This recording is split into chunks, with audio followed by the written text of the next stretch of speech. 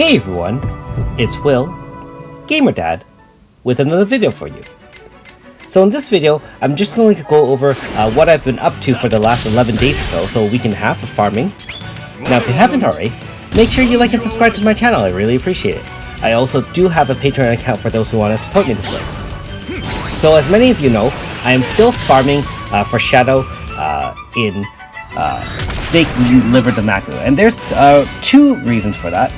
First one, of course, is that Shadow's much harder to get than Light in overall because, you know, there are less Shadow characters than Light characters, even in the gachas. So, you know, if you don't already have a strong 120 Shadow team or more, I might recommend doing something like that if you already have a pretty good Light team. So, you know, for most free characters, most people grind either Aldo or Amy.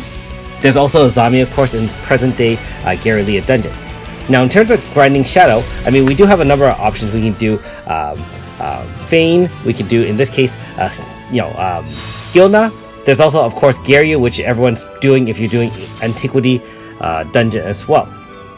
Now, not only am I grinding for Shadow, the other reason I'm here is I was grinding for the Jin tomes. And the reason for that is that for those who have Myunfa, if you do get your 10 tomes and you go to the Cat Shrine in present day, remember that you can combine those 10 tomes into VC Grasta. And the reason for that is for Myunfa specifically, now it extends the ability of the VC coming in from 1 turn to 2 turns. And so for her, increases critical damage by 50% for 2 turns. So it actually allows you to really set up a great AF by using 2 zones. So you will use Earth Zone first, bring her in, and have your active characters increase crit damage by 50%.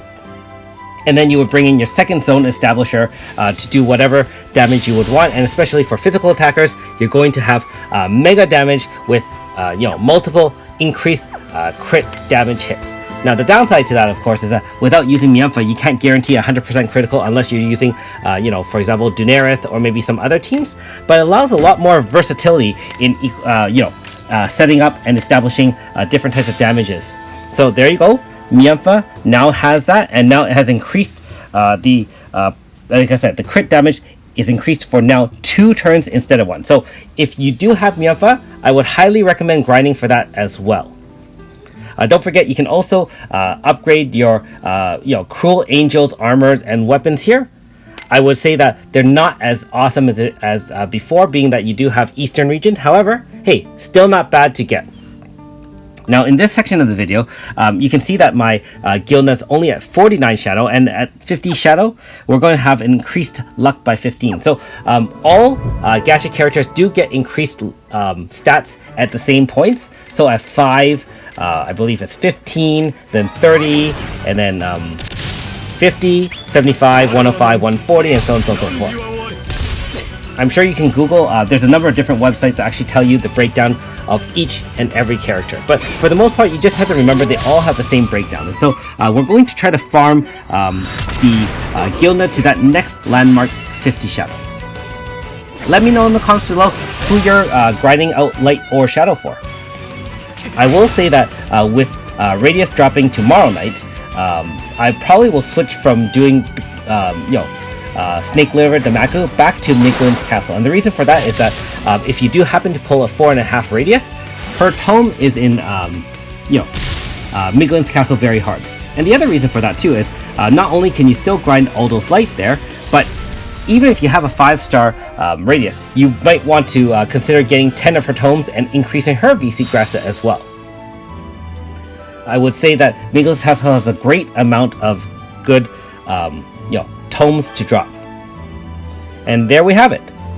50 Shadow. Nice! Stop flexing, Dad! Alright, so let's bring up the main menu again, and you can see Guildna now has his 50 Shadow. And the next breakdown is at 75, where he gets an additional 15 power. So being that he's a slash physical character, that 15 power will carry him a long way in increasing his damage overall as we use him more. Okay, so here we go with some of the treatises that I farmed in the last week and a half. And there's another Cursed by Treatise. again, not that useful at this stage in the game. I remember when I was so excited to get AS Tuva back in the day, not only because she was powerful in that she had those end of turn slashes that was based on her int, but also the fact that, I'll be honest, her, Cursed Bride, I guess, uniform or, looked pretty cool. I really did like it and it looked very elegant. Now, here's another High Priestess Treatise, and again, I know that you guys have left some comments about AS Mariar and her benefits. For now, I'm going to probably hold off on upgrading her, only because OG Mariar does already serve me very well, and at the end of the day, I'm trying not to die in order to have people come back from the dead. There's a Yasomagutsi, I guess, treatise, which is for AS Nika, and I will be upgrading her depending on how my pulls go in the next few weeks and months ahead. I still have a few thousand stones, and so like I've mentioned in many other videos, make sure you wait until you have pulled most of your stones and then decide who you're going to upgrade, just in case you come across those 5 stars or AS versions with your pulls.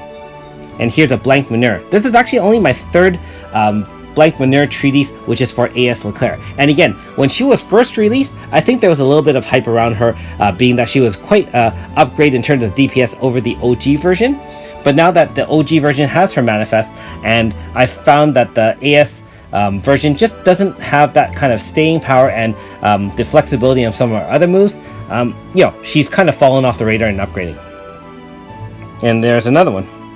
It really would be cool if we could pick some of the rewards from the finishing the dungeons, as opposed to only getting treatises to be picked when we see the sensationalist either at the bottom of the dungeon after a White Gate key failure, or if you make it all the way to the pinnacle to Alzion, where you also get to pick while getting your 3 chance and a bunch of Git and other things as well.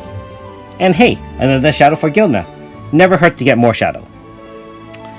And just like we were saying about AS Mariar earlier on, there's another one. So again, never going to complain about treatise drops, because you never know if you're going to be upgrading. Maybe I'll use someone to take one for the team. Thanks for watching. We'll see you next time.